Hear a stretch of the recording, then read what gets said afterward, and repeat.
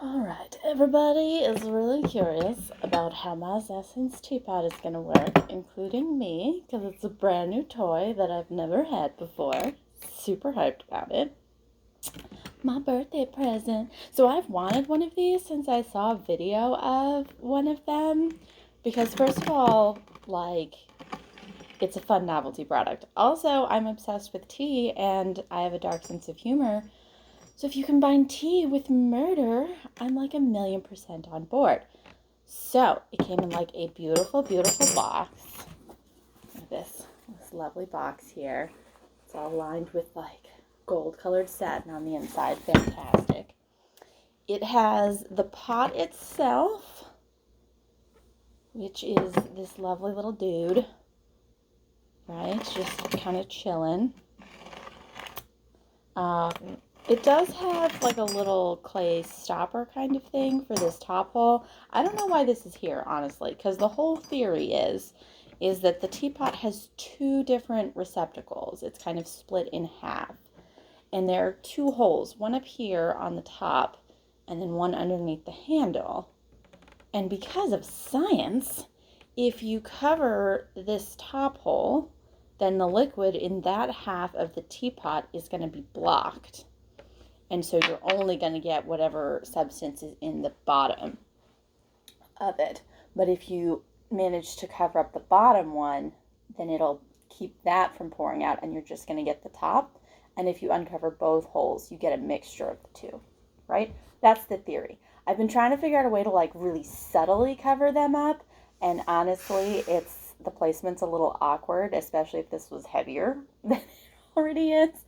So like all I'm saying is if Matahari wanted to use this little dude, she'd have had to do some practice runs, because it's a little obvious when I'm like, no, cover up the hole, especially the one in the bottom. It's a lot easier to cover up the one on the top with the way it's kind of built with the handle. I don't know, we're gonna play with it. But it does have a little stopper. I don't know, maybe that's good for like keeping bugs out of it. Maybe you only want to block off the bottom one because that's where the poison is. Who knows? It also has a funnel, which is good because these holes are kind of small. But I've got the teapot ready. I have a clear cup so that we can see results. I have the instructions, which are going to be really important because my first question when I looked at it for sure was like, how do I use? And then I've got tea, and I chose some of my more brightly colored teas. This one is butterfly pea flower, which is just brilliantly blue. Also, interestingly, tends to change color depending on what you mix it with. And then I grabbed a strawberry hibiscus because it's my most brilliantly red colored tea. Because I was not going to do this with colorful water. It's a teapot. We needed tea. And then, of course, I've got a little honey jar because you need honey in your tea, because I'm a fiend for sweetness. And then I have a towel because I'm probably going to make an ungodly mess all over my lovely coffee table. It's going to be great. Okay. Let's see what we can do here. According to the instructions, I need to fill up the bottom one first, which makes sense because the way you fill it up is by turning the teapot completely upside down. And so if anything was in the top one, it would just pour out all over the floor. My guess is that with this bottom one, because it hooks through the handle, that keeps it from like backflowing when you flip it. Because science. So let's put red, since it's right here in the bottom one, if I can pour it in without making a mess all over my table. The answer is yes, kind of, but not really. I'm not coordinated enough for this. Okay. I also don't know how much tea this holds, so I don't know when to stop pouring. We're gonna stop there, just to like be safe, and then we're just gonna flip it over. Okay.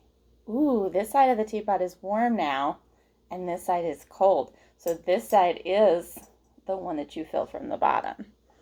Okay. And then put the thing over there. I already have tea all over the place. It's fine. I can make a mess. I'm an adult. And then we'll get some of the blue tea gently and carefully poured into the top over here.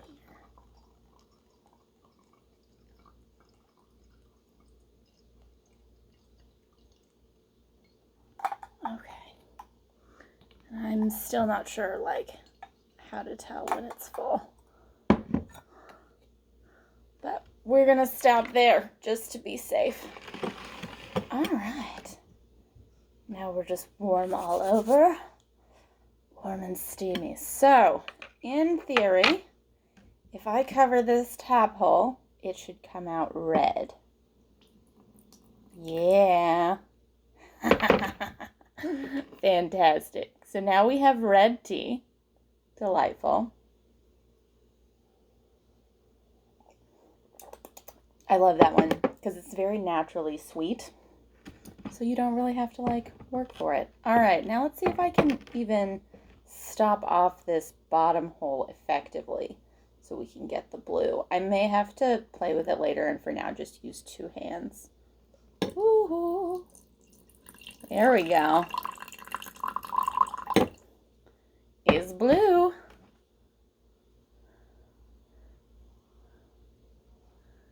Now I don't know how well that one, is this about the same color or are we getting a little mixy mix? I think it might have mixed a little bit. Even though I had the bottom one stoppered off. Let's see if we get a true mix here. Yeah, it's a lovely purple there. I love it. That actually turned out really, really pretty. Yeah, I'll have to play some more with stoppering off the bottom one. Stoppering off the top seemed to work really well. It looked like a really true red color. But when I tried to block off the bottom receptacle here, block off the bottom hole, I struggled for sure. I think just because of the placement. But there we go. Regardless, we have some fantastic purple tea now out of my new, very, very fancy teapot. And it probably isn't going to poison anyone. Probably. Maybe. I'm gonna find out.